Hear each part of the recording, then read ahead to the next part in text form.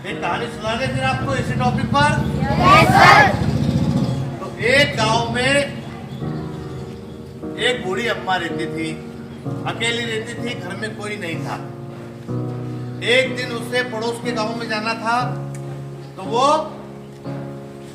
पड़ोस की एक महिला को बोल के गई कि मैं पड़ोस के गांव में जा रही हूँ, थोड़ा मेरे घर का क्या करना, ध्यान रखना। पड़ोस की महिला ने तुरंत हाँ भर दी। बूढ़ी अम्मा चली गई। फिर देखा पड़ोस की महिला आई तो उसने देखा कि घर के अंदर बहुत सारे अनाज की बोरियां पड़ी थी। क्या पड़ी थी? अनाज की बोरियां पड़ी थी।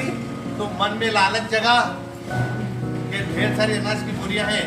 तो उसने क्या किया कि बूढ़ी अम्मा को क्या मालूम पड़ेगा, तो उसमें से एक पोटली अपने घर ले गई।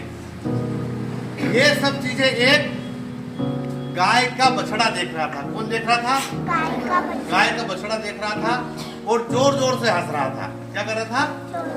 जोर जोर से हंस रहा था। घर गई। शाम को जब बूढ़ी अम्मा वापिस आई तो उस पड़ोस की महिला ने आकर बोला कि आपका बछड़ा तो हंसता है। क्या बोला? आपका बछड़ा तो हंसता है। तो बूढ़ी अम्मा देखकर बोली कि हाँ हंसता होगा करके। फिर वो पड़ोस की महिला उस बछड़े के पास गई, क्योंकि उसने सब देखा था। तो उसने उससे पूछा कि क्यों हंस रहा था मुझ पर? तो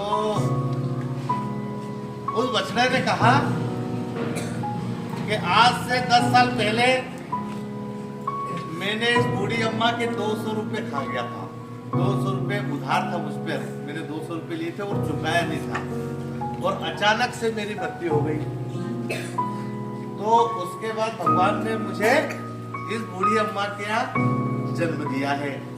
अब मैं अभी तो छोटा हूँ, मैं बड़ा होऊंगा और कब मैं इनका 200 रुपए का कर्ज उतारूंगा। तो मैं हंस इसलिए रहा था कि आपने तो पूरी बोरी चुराई है, आप इसका कर्जा कब उतारोगे, इसलिए मैं जोर जोर से हंस रहा था। बछड़े की बात सुनकर महिला को बड़ा शर्मिंदगी महसूस हुई। उन्होंने बूढ़ी अम्मा के पास गई, बोली कि अम्मा जी मैंने आपके घर में से एक धान की बोरी चुराई है, और लालच और उसमें लालच मेरे मन में आ गया था, और आपको क्या मालूम पड़ेगा, इसलिए मैंने वो बोरी चुराई थी।